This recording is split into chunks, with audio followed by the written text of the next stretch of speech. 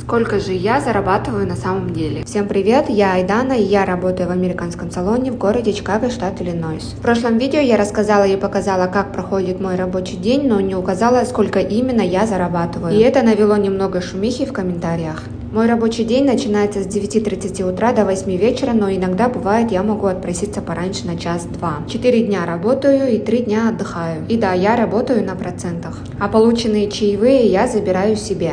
На самом деле, каждый день мой чек выходит по-разному. Бывают дни, когда выходило по 200, по 250, бывало дни, когда выходило чуть ли не $600 в день. И так как я получаю проценты и у меня есть свои записи, в день мой чек чистыми выходит 250 плюс-минус $300 вместе с чаевыми. Бывают дни, когда я получаю больше, бывало и когда меньше получаю, но все зависит от внешних факторов и от меня самой. И я считаю, что я очень даже хорошо получаю для новичка с идеальным графиком работы. Жду ваше мнение в комментариях. Всем спасибо!